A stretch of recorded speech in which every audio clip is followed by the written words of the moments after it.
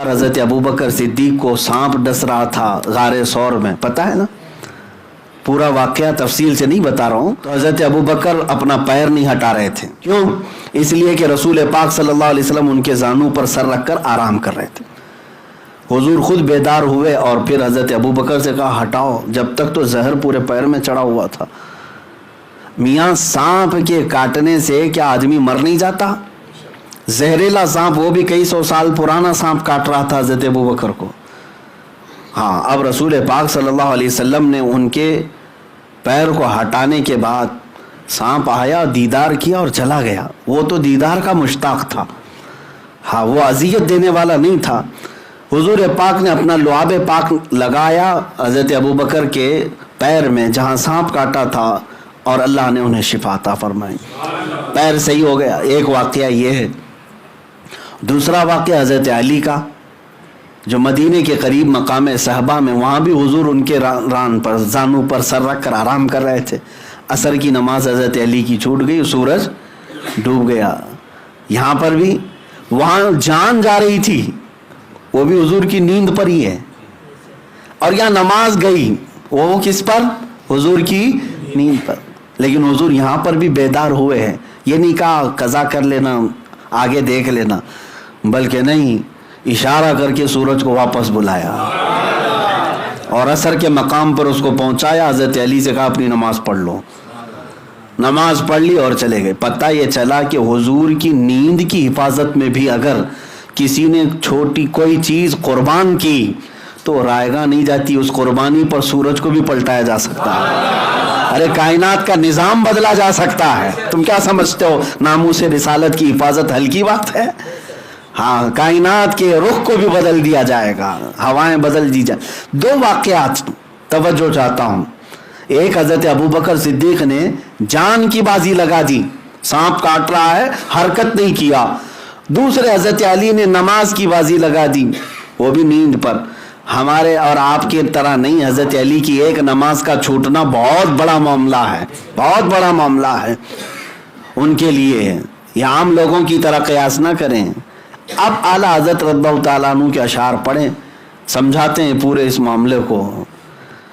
صدیق بلکہ غار میں جان ان پہ دے چکے، حفظ جان تو جانے فروز غرر کی ہے. یعنی جان بچانا بہت بڑا فرض ہے. جان بچانا کیا ہے؟ فرض. ارے میاں، جان بچانے کے لیے شریعت نے یہاں تک کی چھوٹ دی ہے کہ اگر ایسی نوبت آ گئی کہ کہیں کچھ نہیں ملتا تو کوئی حرام گوشت کا ٹکڑا ملے اور وہ کھا کر بچا سکتا ہے تو بچا لے. یہاں تک کی چھوٹ شریعت نے دی. یہ حفظ جان کی حفاظت کرنا بہت بڑا فرض ہے، لیکن وہ بھی انہوں نے خیال نہیں کیا. وہ فرض تھا نا، جان بچانا کیا ہے؟ فرض. بہت سارے لوگ یہی کہتے ہیں حضرت آج آپ کہہ رہے ہیں ٹھیک ہے باہر جانا خطرہ ہے، جان کی حفاظت تو فرض ہے نا، گھر میں بیٹھنا چاہیے، جان کی حفاظت فرض ہے. اب میں آپ کو سمجھاتا ہوں جان کی حفاظت کیسے فرض ہے. ایک، جان کی حفاظت فرض تھی لیکن اس فرض کو چھوڑ دیا حضرت ابو بکر نے.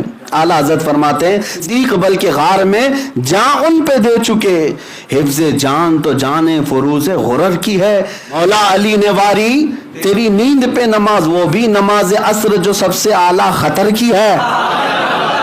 پانچوں نمازوں میں سب سے افضل نماز عصر ہے. اس کو صلاۃ الوسطیٰ کہا گیا ہے. صلاۃ الوسطیٰ، حافظوا علی الصلاۃ والصلاۃ الوسطیٰ قرآن پاک میں آیا ہے.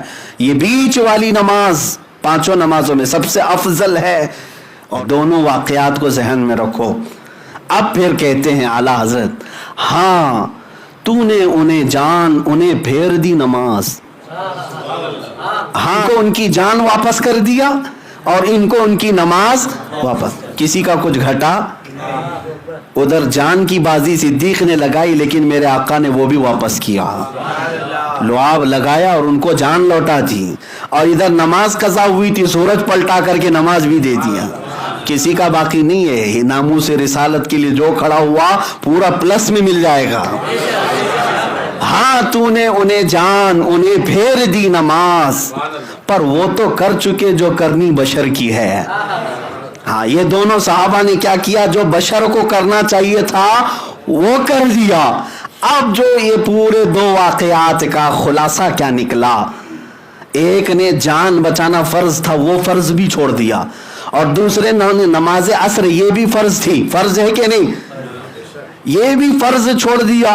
ادھر بھی فرض چھوٹا ہے ادھر بھی فرض چھوٹ رہا ہے, دونوں فرض چھوٹے.